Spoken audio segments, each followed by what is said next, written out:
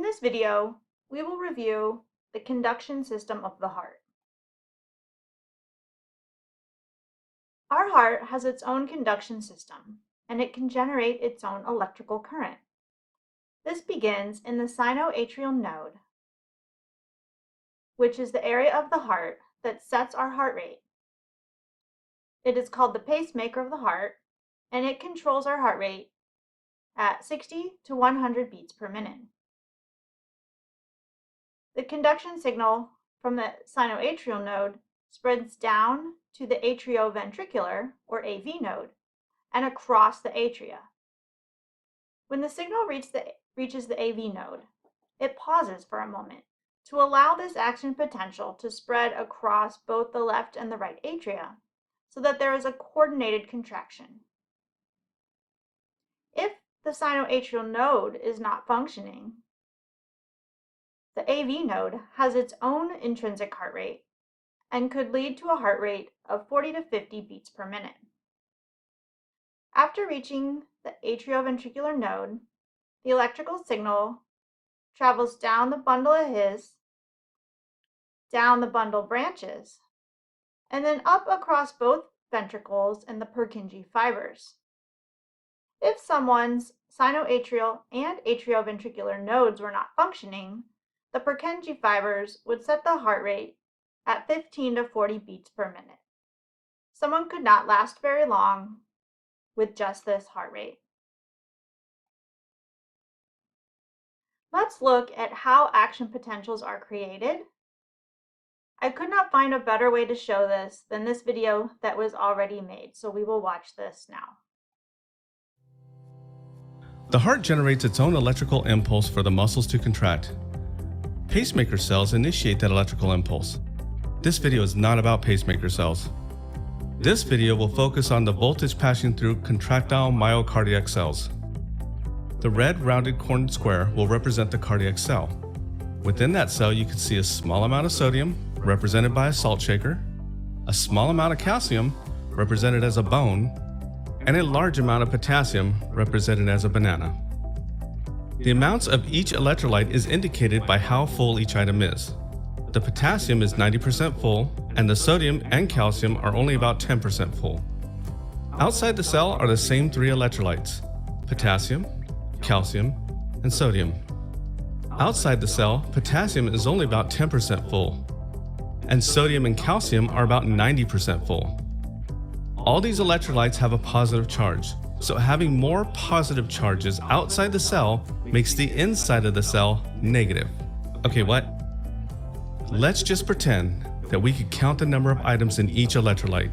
90 grains in the salt, 90 in the calcium, and 10 in the banana. A total of 190.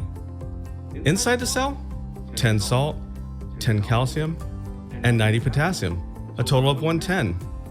Inside the cell is a positive charge of 110 versus outside the cell with a positive charge of 190. 190 is greater than 110, so this means there is less positive ions in the cell. Let's look at these ions moving. Sodium moves slowly into the cell and then rapidly, causing potassium to exit the cell. The exit of potassium makes calcium rush into the cell, and all electrolytes have changed places. Now the inside of the cell is more positive than the outside. This switching of electrolytes is what causes the voltage change across that cell membrane. Let's graphically show this voltage change. Here I have a horizontal line representing time and a vertical line measuring millivolts. I will need to pause and highlight the animation as several events take place. Slowly moving sodium is coming into the cell.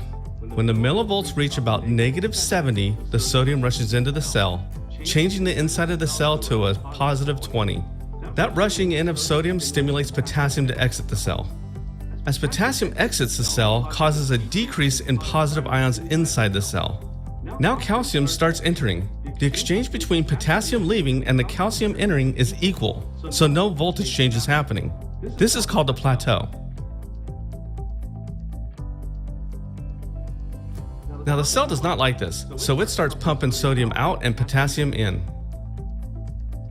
At the same time, calcium is reabsorbed out of the cell.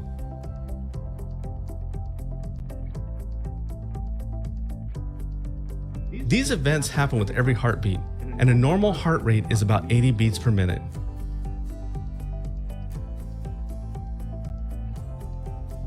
The cell is now back to its baseline and ready to start again.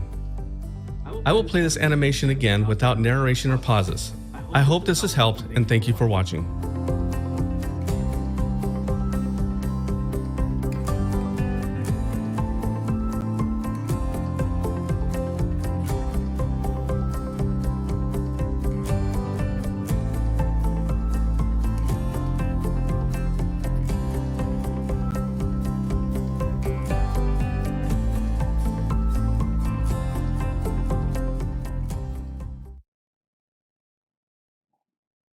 Okay, so that video I thought does a better job than any picture of explaining action potential and how this works.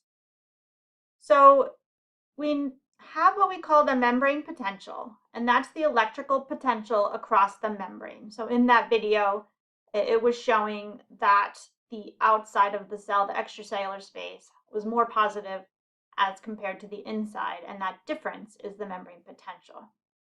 So during depolarization, which is the beginning of this action potential, the membrane becomes less negatively charged as those sodium ions rush into the cell.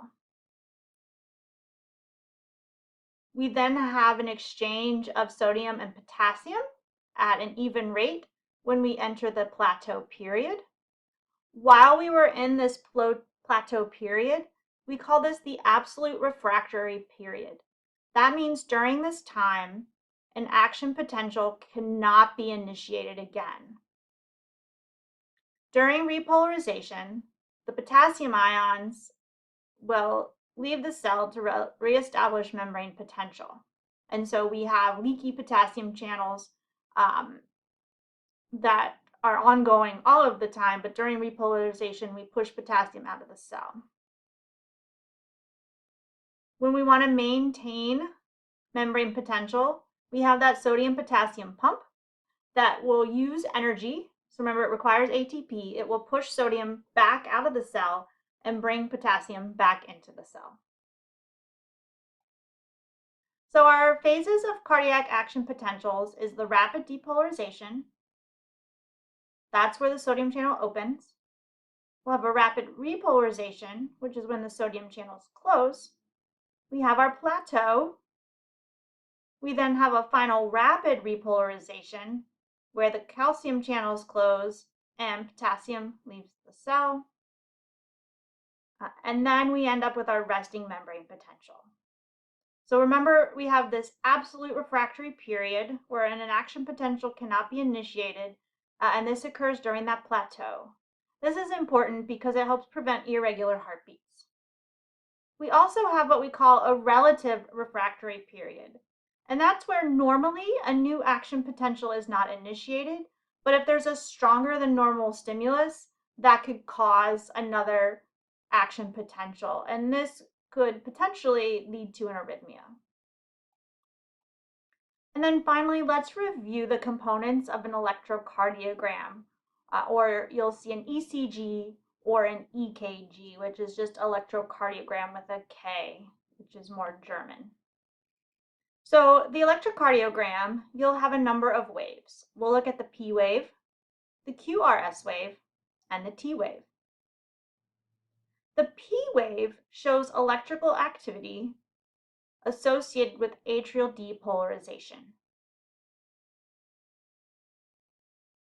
After the atria depolarize, remember, you'll see that signal traveled to the AV node, the bundle of His down the bundle branches, and eventually to the Purkinje fibers.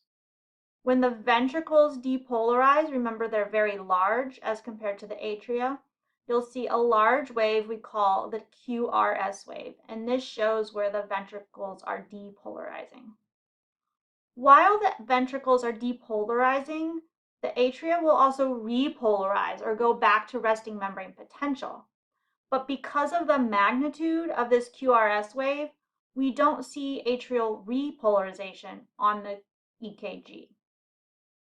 After the ventricles depolarize, then they have to repolarize back to resting membrane potential, and we see that on the P wave. A regular heartbeat should have a particular range of how long these activities take place. And so if the atria take longer to depolarize, you will see a longer time between the P wave and the QRS wave. If the T wave is really wide, you might have some problems with repolarization. And so you can learn a lot about the electrical activity of the heart through the EKG. That is our review of cardiac conduction.